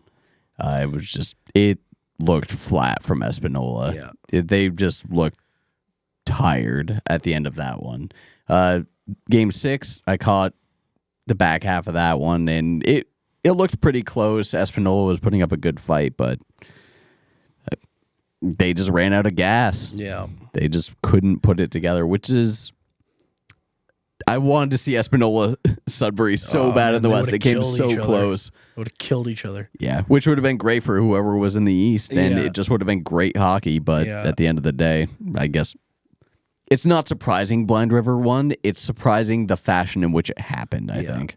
I think we had picked Blind River in 6. Yes, I think that was the call, but we weren't going to be surprised if Espanola was able to put together an upset. It would have made sense. Yeah. Trying to, and they almost did. Yeah, like that's the thing. Like, I don't think either of us had. Like, I think if it was going to be Espanola winning, it would have been Espanola in 7. But Espanola nearly finished it in 5. They could have finished it in 5. That's ridiculous. And it's definitely due to that. I think it was an 8-1 win. 7-3 win over Blind River. Yeah, which I still don't know how that happened. Did they not have Tiegler in net? Or? Well, that's the thing. So you have the league's stingiest team up against the team, like the league's hottest offense. Mm-hmm. Usually when those two things meet up, stingy wins 9 times out of 10. Yeah. And all of a sudden, the best offense just started putting the puck in the net. Well, it's kind of like what we were talking about at the top of the show is if you put all your offensive eggs in one basket and you can shut that down. Well, that's true. You got nothing. Yeah. And that was definitely the case with Espanola is they had a good team, but their offense focused around Ferguson and Signoretti. And once those guys weren't able to produce as much, game over. And Horgan and Spencer Horgan. Got to give him a shout out because he's a heck of a defenseman. It's just one of those what if moments, like would have loved to see what happened there because there probably would have been quite a reaction from the Blind River faithful. Oh, certainly.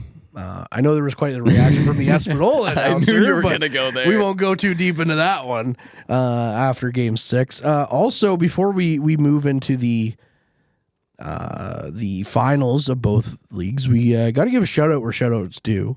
Congrats, Elliott Lake. That's awesome. Oh, so happy for that. Yeah, winning Hockeyville. That's amazing. They're gonna get their barn back. Yeah, which is awesome. The community certainly deserves it. They were out. They were voting in full force. I know it's the only time I will shout them out. The Sens got on board, and started promoting it, and which was great, terrific. Because I know that a couple of the other finalists had. I know the Alberta town had the Flames, shouting them out, and it's been since North Bay won that a Northern Ontario team won, town won, and man, it's so good. They get all those upgrades. They get. I think it's $10,000 in like equipment as well for everything. It's gonna definitely just be a huge joy for them. We don't know if the timing will work out for them to get the exhibition game this year in Elliott Lake, but regardless, a huge W for the town. They have quite the timeline to make that work. Yeah, they gotta like start now if that's gonna get the shovels in the ground. Although I guess you don't really have to if you're just reinforcing a building technically. And I've heard from a lot of people too that that's like the worst arena in the league before this happened, so it's good to see some revitalize it. I know my mom's friend moved there recently, and I remember talking to her at the time. I was like, oh, you're gonna get to go watch the Red Wings, it's gonna be some good hockey, and then they turned to the Vikings, and you got like 2 games and then they left, because they had to play out of Massey or Blind River or whatever. So it's huge, for a small town like that to get its identity back.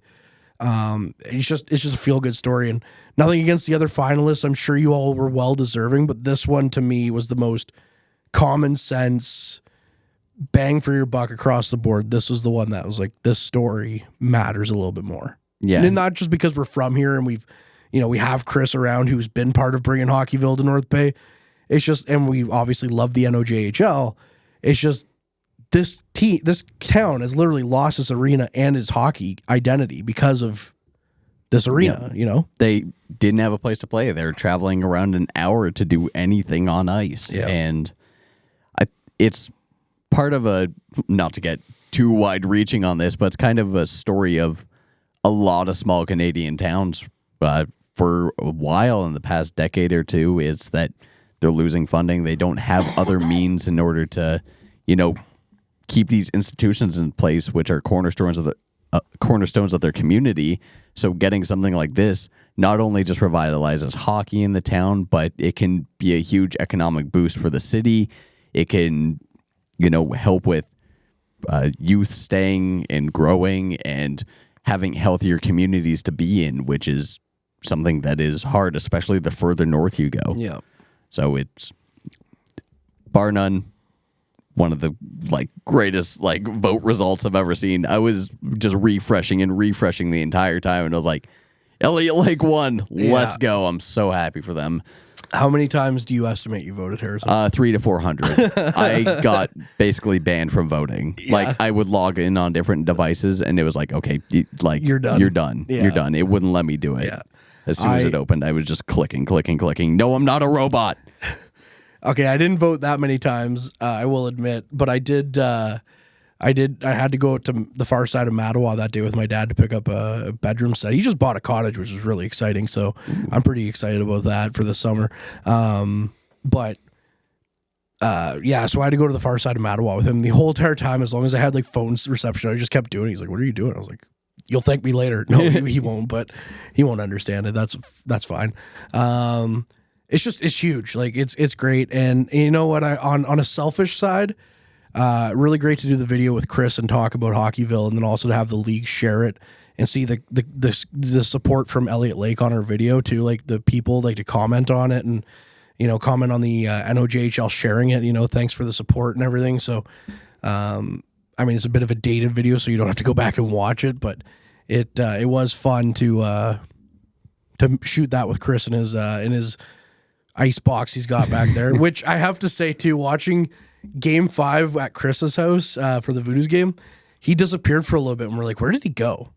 And then he came back, And he had a video of him in the box with like his Voodoo jersey on. He texted it to Alex Little and he says, "I got one thing to say." And he yelled timber as loud as he could. So he went out there to be respectful of us and yell it out in his garage. Have you been in his garage? I've never been to Chris's. You've never been? Well, I got invited the one day, but I was sick the past week and probably didn't help other people around here getting sick. I'm sorry, but content. So that's okay. I'd like to. I've seen lots of video and stuff from there, from like just stuff that you guys have shot. Oh, that's great. Just an update for us. That's probably one of our best performing videos. It's at 950 views for us on YouTube, which is pretty swell. It's pretty swell, folks. Hockeyville. Woo! It'd be awesome if we got a chance to actually go up for that. Yeah. Because A, I've never been to Elliott Lake, and B, it would be cool to see what everybody rallied around actually come to fruition. Because I was in North Bay when it came here and all that, and it was a smaller scale at that point. Yeah. So, like, I've certainly seen the billboard out front and a couple of the improvements, but it would be really neat to see all of that come to fruition. Yeah, the unfortunate thing about it when the teams came here, it was the New York Islanders versus the now Winnipeg Jet Atlanta Thrashers. Ooh. Ilya Kovalchuk was here, so that was cool. kind of cool. Gary Bettman, of course, was here, and you could go and check out the Stanley Cup. Chris would be great to have on here because he could just tell you all the stories, because obviously being like the committee guy, he, was part of it and he was a big deal for it. Like he got to go to the next one and hand deliver the next jersey, kind of thing. Well, that's cool. But he got to meet Gary Bettman and all that stuff. I mean, as much as we like rip into Gary Bettman, how bad, like if you're in a room with him, you would obviously want to meet Gary Bettman. Yeah, right? exactly. Like that's still cool. As much as people are like, screw that guy. Myself included. I said that immediately. I was like, boo, Gary. Yeah. But also, hey, it's cool. It's a good thing. Yeah, it's like, he's the NHL commissioner, man. Like, I hate Rob Manfred for the MLB commissioner, but if I was happened to be in a room with him, I'd go up and shake his hand and be like, by the way, the commissioner's trophy is not a hunk of metal, you idiot. But that's besides, I can't believe that a commissioner would just say that your league trophy is just a hunk of metal. Like, that's insane. Like, that's so insensitive, first off, to the history of your league. But that'd be like going like, Stanley Cup's just a silver cup. Yeah, it's a bowl. It's a bowl. Ooh, whatever. There's no history. Little sippy. Little sippy out of the bowl. Yeah, little big sippy baby. Cup. Little sippy cup. Stupid hockey players. The look on Cassie's face right now. This is why we shouldn't host the show. We just go off like that for stupid things. But I love it. Anyways, yeah, so in closing on that, congrats to Elliott Lake. So very excited about that. I know you were a big supporter on that, so thanks for all the votes. I'm just speaking on behalf of Elliott. I've never met the people there, but hey. I'm really hoping that this helps their teams out and helps their performance, because look, it's a mix of, they went through hell. A hard hell is probably the nicest way of putting it, and they still were able to persist with their season. They didn't let it interfere with their schedule. They played all their games. I'm sure they tried their darndest. Yep. And I'm hoping that things start to turn around for that team and makes it a more desirable place for like upcoming hockey players to want to go to, and again, help with the whole community thing, because I know that it helps Boas, and I know that it's big for all of the cities and towns that the Noj is a part of. So here's hoping that the same can happen for Elliott Lake. Yeah, and it was really nice to see the NOJHL as like a league rally around this too, and not just, we're the Timmins Rock, we don't care kind of thing, or something like that, we're Blind River, why would we care, or, whatever. You hear the term, it's bigger than hockey. It's exactly it, and that's a good way to put it as we pivot and go back to talking about some playoffs. Oh no, it's coming back. Yeah. Oh, he's shaking his head at me. I get really scared when I see the little smile over the computer from here. Playoffs? There it is. Talk about playoffs? You kidding me? Playoffs? I'm a man. Come after me. It's playoff time. It is playoff time. It's the second round of the playoff time. And this is when things get a little bit more interesting. Yeah. Because I think the first round matchups, for the most part, even though we weren't necessarily right on them, were pretty cut and dried. Yeah. This time around, we'll start with the West, Harrison. It is the Blind River Beavers against the Greater Sudbury Cubs. The two top teams from the West and the two top teams in the league are facing off against each other. What a series that one promises to be. Oh, yeah, it's going to be terrific hockey. Those two were around the middle of the season jockeying for first position, and even down the stretch, it came pretty close. But Blind River, they just seem to have the edge. They have that X factor in Tiglar, and not to say that Sudbury doesn't have a couple of X factors of their own that can just turn up. I don't know. Blind River just seems destined to be the best in the West. They've been on a tear. They can put streaks together. I really should have pulled up their head-to-head numbers, but man, it's just going to be exciting. I'm going to be watching every game that I can of the Noge. Well, if you do want to pull up their head-to-head numbers, I'll try my best to kind of pad a little bit here. I do have to say it's going to be a goaltending matchup, between either Bjorn and Metivier and Tigler in that one. That's going to be a heck of a matchup between those guys because, again, we touched on it, Metivier with the, shutouts to round out the last series, and Tigler winning basically every goaltending award plus Rookie of the Year in the NOJHL this year. So not quite as good as Owen Say, I will say, statistically, but he is definitely having the most impressive goaltending season since Owen Say in 1920. So that being said, I do like the offensive firepower of Sudbury. I do like the defensive offensive firepower from Sudbury as well. Obviously seeing Sudbury a lot more times than Blind River. Here's my little cop-out. Blind River has the best jerseys in the league, bar none. Easy. So it'll be jerseys versus firepower. How do I feel about that? And I think I know the answer, and I think this series is going to go long. So I think Blind River's in for back-to-back long series here. But the question is, who's going to come out ahead? That's the big question. Well, I appreciate it. Your vamping didn't help. I couldn't pull it up in time. Sorry. Yeah, it's okay. I just couldn't navigate because as soon as playoffs start, they switch to current season and all the numbers get screwy on the site. So I'd have to. Is there not like a little drop-down menu at the top? Not for like the head-to-head. No. So anyway, that's silly. I'm sure Blind River won. It was pretty close, though, I would have to say. Yeah. Hypothetically, Blind River won the head-to-head matchup in the season. It's kind of the same thing. I think Blind River has the edge on this one. I wouldn't be surprised if Sudbury was able to just take a hold of a couple of games, but stringing it together, I think Blind River's put together longer streaks. I think, as we mentioned earlier, when it comes to talking about the Sudbury Sioux series, a goalie can steal it away, and there's no better goalie in the league than Tiglar. So, hey, when it comes to a best-of-7 series, and you have that short a time frame to fix your mistakes, I think Blind River has the edge there. All right, what's the prediction? Beavers in 6. I'm going to go back-to-back series in which I don't pick the Cubs. Surprise, surprise. Nickel nerds. Beavers in 7. Beavers in 7? Yeah, I think this one goes the distance.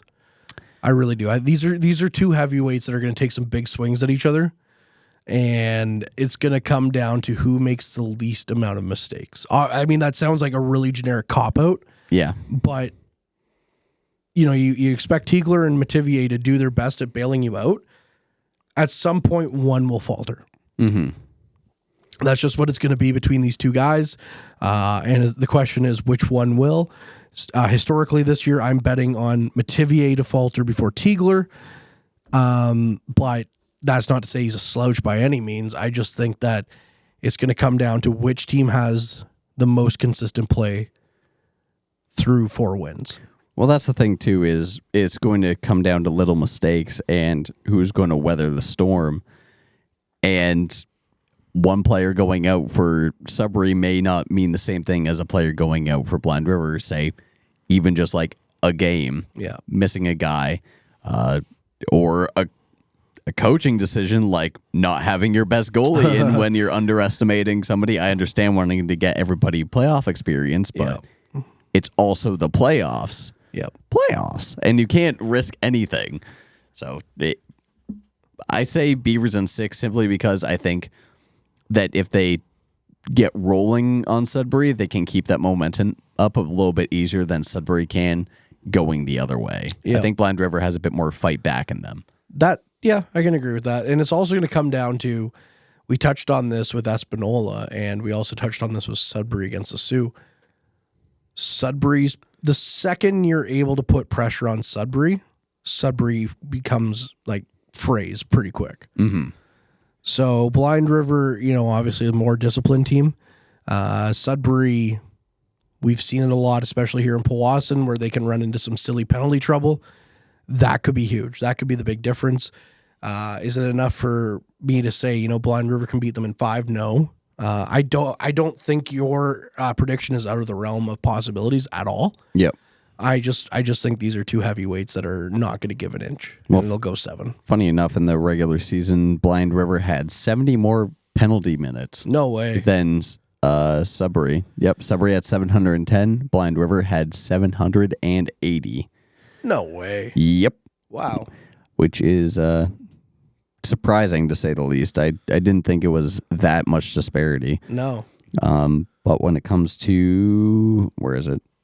Never mind. The stat's not there. I'm not good at stats today. I should have pulled up more stats beforehand. I thought I had enough. That's okay. But yeah. It's all in the hat. It's all in the hat. It's all in the hab.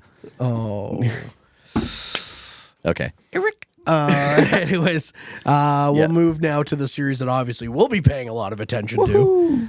Timmins versus Powassan. Last year, Timmins swept the Voodoos 4 straight. Yep. I don't think we're looking at a sweep this year. I think we might be looking at a very tight series. This one I think will go pretty deep too. Mm-hmm. Well, that's kind of the interesting thing about the NOJHL playoffs is compared to bigger leagues, you're already starting off a bracket in. You're at the semifinals immediately. You're playing against people who are a bit more higher caliber. You've already weeded out a lot of the weaker teams in the regular season. So when you're into it, you're into it. And I think compared to last year where they faced Hearst in 6 games, every game counts and being a little bit more rested. Yep. The Hearst series was a physical series, but in terms of opponents that Powassan's faced, it wasn't really that bad. And also, you go up there, you've had a lot of time to rest before facing Timmins. And frankly, Timmins isn't the team that they were last year. No. They're still good. Don't get me wrong. Timmins is still a very good team. Yep. Are they the monster that they were last year? No, they were nigh unbeatable last year. Yeah. So I think finishing that series in 5 was huge, especially because Timmins had just finished their series in 4. Mm-hmm. Again, you didn't want to go too much further. You didn't want to, you wanted to rest and rehab as much as Timmins was going to. Stuff like that. I think that's going to play a big factor. I know I listed off a couple of factors in this one. I think the goaltending this year much better than it was last year. Game 4, we saw Dracula against Timmins. That was the closest it was in any of the games against Timmins last year. That's no shade at any other goaltender that's played for Powassan last year. I'm just saying, I think the goaltending is that much better this year because you got a guy like Dracula who's rolling right now. And if he falters, you got a guy like Wilcox who's been great. If he falters, you got a guy like Charette, hopefully, who's coming back from injury soon, who's been absolutely monster against the top teams in this league. The goaltending is just great for Powassan. However, I do think Patrick Boivin is a beast upon himself as well. So that's going to be an interesting little mark. Also, the offense to me with Timmins, you run it through Harry Clark. Yep. Harry Clark is a scary beast, and he is. Don't get me wrong. He's one of the best players in the league for a reason. Just the difference is Powassan has double-digit scores on every single line. Yep, and I think the strength of Powassan's 4th line cannot be understated. Yeah. Or overstated, sorry. Turner, Russo, and Dawson. They are fantastic. So effective without the puck and creating turnovers. They're chippy, they're strong, and they're able to be really annoying at center ice and force defenders into their zone and play off the back foot. And you can just throw that line out whenever you want. You don't need to, but hey, if things aren't going your way, it's an easy way to change up the pace and switch and take control of the game. If your top line isn't quite able to break into the zone, throw those guys out there, mix things up a little bit, get back on track, and you're able to get back to your scoring ways. Yep. And no disrespect to Iroquois Falls, Timmins, you're playing a real team right now. Yeah, exactly. And Iroquois Falls was never going to win that series. No. The fact that they played them so close is an encouraging sign for Powassan. Yeah. Yeah, it's going to be, these are the first real games Timmins has played in almost a month, you know, and this is going to mean something. Powassan gutted out every win against Hearst. Every game except for game 5 was a 1-goal game. That kind of gives you some experience to lean on if you're Powassan. And again, you're a lot healthier coming into the series than you were last year. And that's got to play a factor. And I like the depth a little bit more. I mean, you didn't have a guy like McElhinny last year. You didn't have a guy like Turner last year. You didn't have a guy like Dawson. You didn't have a guy like Dubroy last year. Dubroy can burn past anybody. Mm-hmm. And then you look at the back end, you didn't have a guy like Case last year. You had Wilkie. Wilkie was last year's version of Case. Case is better with the puck than Wilkie, I think. Yep. He's more dangerous with the puck. Sure, Little hasn't been the top offensive guy this year, and injuries played a lot of role into that. But, I mean, he's still Alex Little. And then you look at the back end, too, on top of that. You still look at a guy like Mike McLean, who's been great. Carson Ricci, I thought had himself a heck of a series against Hearst. Yep. A lot of his little miscues in the back end really went away. He played really solid hockey. So I really like the Voodoos in the series, Harrison. And outside of Charette, they're healthy. Yep. Which, in the playoffs, it's huge. Yep. And being able to switch up a couple of people within the lines, like Dawson played on, I think it was the third line a little bit, second line minutes even, getting a little bit more on the special teams. So being able to have that interchangeability, again, kind of like I said, when throwing the fourth line out there when it comes to the game. Yep. When it comes to a series, you can plug in a couple of different pieces, mix things up, make yourself less predictable, and, vary your attack a little bit more, which when everyone's healthy, you have the ability to do so. One thing that we haven't really touched on, and we touched on it earlier, but we haven't touched on it since we started talking the series. Playoff Wraith Smith. So, I mean, yep. Sorry, Harry Clark. You got Wraith Smith to compete with. So Harry Clark had 7 points in 4 games. Yeah. Wraith Smith has 10 in 5. He's a 16-year-old. He's a 16-year-old. He's a 16-year-old. And of the remaining, so he's 4th overall in points right now. He's the top rookie. Yeah, he's the top rookie. Jesse Dupuis has 13 points in 7 games, and Vasek has 11 points in 7 games. Matthew Como had 11 in 5. He was good for Hearst. He was very good. He was clutch in a lot of moments. They just threw him out there knowing that something could happen.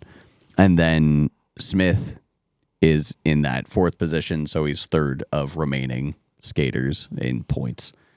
Horgan and Signoretti had 10 below him. Wow. Yeah. And McMillan has 8 himself. Yeah. 8 in 5 games. He's looked very good. I was going to say he was money. And then you talk about the overtime winners. Like Turner's look great, Lemke's look great, McElhaney's look great. It just keeps going down. So what I propose for this one, Harrison, for this prediction, yes, is we say it at the same time. Okay. All right. You ready? Yep. 3, 2, 1. Dues and 6. Yep. Dues and 6. There we go. You've heard it here first. That's it. Dues and 6. Dues are going to the Noge finals. Woo! That's confirmed. Yeah, you could take that to the bank. Take it all. Take it all. Put it in the bank. Deposit Cash it out. Yeah. Welcome. Buy yourself something nice. Everyone else is doing gambling ads. Not Shohei Ohtani. Guaranteed. Oh, no. Are we getting into baseball now? Yeah, 3-2 count coming up. We're talking about Shohei Ohtani. Right after the break. The best thing I ever saw was like Pete Rose, who obviously notorious baseball gambler, banned for life. He came out and said, I'm just saying if I had an interpreter, I wouldn't have got caught. And I'm like, you know what, Pete Rose? Good for you, man.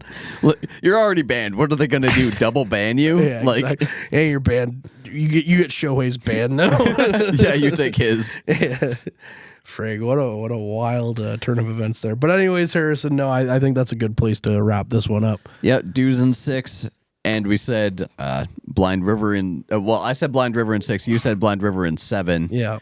So we're in for a couple of long series, and then, hey, whatever happens, those finals are going to be nasty. It'll be a fun. I've never called a finals from a broadcast standpoint, just an Eastern Conference final. That's true. A couple of those. Yeah, it's been. Yeah, well, I'm 0-2 in my coverage of those. Yeah, okay, maybe you shouldn't. Hey, you know what was really nice? So I do have to say, going into Game 3, the thought crossed my mind after the game when I got the Lemke goal out of me. The last overtime game I ever called in a playoff series was Game 6 in Peterborough, in which Peterborough won, and that was, well, according to the OHL gentleman Jordan Henry, that was one of my best goal calls of all time.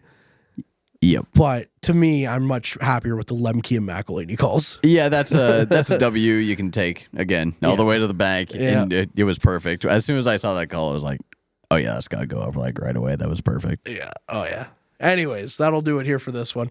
Again, huge congratulations to the city of Elliott Lake on being named Hockeyville, and big thanks to Zach Turner and Dylan McElhinny for coming in this week. Thank you to producer Ben for sitting through this and hitting that exact button a few times, along with playoffs. But anyways, I'm scared now. Every time he smiles from down there, you summon him. I know it's just a bad time. Who do you think you are? I am. I just keep giving him some words to search up here. We got to get some room, like Tommy Wiseau things on this podcast. Oh no. Let's go. No. Not this. Not healthy. No. You son of a gun. This thing is mixed terribly. I wasn't even bringing up Ryan at all this week. Check my watch, I'm so dated. It's 9 o'clock. Check my watch, I'm so dated? Yeah. That's fire. Good for you. Oh, can you give us like a response for that? Yeah, I'm not going to do this song. No. Go and drain the fade away stun. What? This is a good way to wrap up the episode. Okay. Are we okay? If we're actually going to do this, you don't have the beat for it. One of the songs on here. On my Spotify. All right. So what I'll say real quick then, as you're trying to figure this out, again, huge thanks to Zach Turner and Dylan McElhinny for coming on the podcast this week, and producer Ben hanging out down at the other end. Okay. I promise Harrison's gonna have a great little way to play us off here. It's gonna be awesome. Yeah, we'll do Virtue. That being said, I'm Kortney Kenny. He's Harrison from the Garrison. As always, keep your eye on the front line and tune in to listen to Riot right now. All right. Well, I'm wearing my douche hat already, so let's do it. May as well. Explicit rating, by the way. This shit use a flex, get this on my chest. Whoever can test, put my haters to rest. They winning no less, yeah, you ain't the best. Been dead inside screaming as I resurrect. Pray to the devils that fill in my head. Casting out demons that framing this frontier. I shout to my homies who stay to the end. No gods, no kings, I won't bend. Won't show love, on the fake ones come up. Spitting real shit that the mask won't cover. So we shoot 6 shots like a top home runner. But I'm on the road quick, gonna burn the rubber. What you wanna do with the rest of your life? Dance through the night on the edge of a knife. I'm high, slow dive, quick ride, keep yelling out, fuck my life. Talking insanity, mental depravity, heavier gravity taking its toll. Say it's a travesty, go to your Twitter, be vomiting sympathies, filling a role. Murder and average me, spitting fantastically spirits that taking a hold of my soul. Yeah, been too long that I'm in my woes. 6 feet deep's how you dig that hole, I keep breaking my back. Write it down as a fact, put my money on black, connect with the bad. Like you're gonna go lack, yo, so you better not slack, go up like the hat. Ain't talking no cap here. Do all of my rap, I promise you that. Shit, I promise you that. Ace is high that I'm holding. Can't control how I flow this. Grind it up and then roll it like 6 a.m. in the morning. Ace is high that I'm holding. Can't control how I flow this. Grind it up and then roll it. It's 6 a.m. in the morning. I'm waking up and still fading. Light up, burn the shit that inhale it. Screw that weak as shit that I'm raising. Fuck them fakes, they never gon' phase me. Phase of beams that get into blazing. Beam me up and then dissipating. What is it you anticipating? None of your wishes come into making. I'm keeping it back on the low. And I'm keeping it low for a reason. Watch your ass drop to the flow. like a leaf in the time of the season. Gotta be me in control, cause my sanity don't like appeasing. Cutting, still bleeding my flow. I'm shooting no shit like it been getting breezy. Got superior vision, I'm trapping you in the prism scene that you never get too far. A crash course in lyricism, one bad decision for gonna go and smash my car. Yeah, chasing the cloud and the fame, but you pout and you rage cause it's never gonna be that star. Punching the counter, wrong frame, see the look on your face, knock you down if you step too hard. So I take the blade right down my face, caught up in the old ways.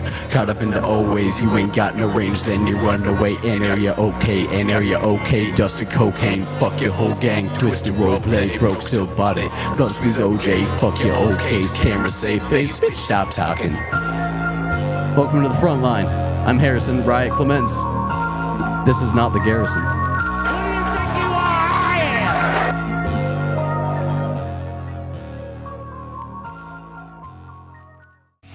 The Frontline, hosted by Kortney Kenny, the official podcast of the Powassan Voodoos.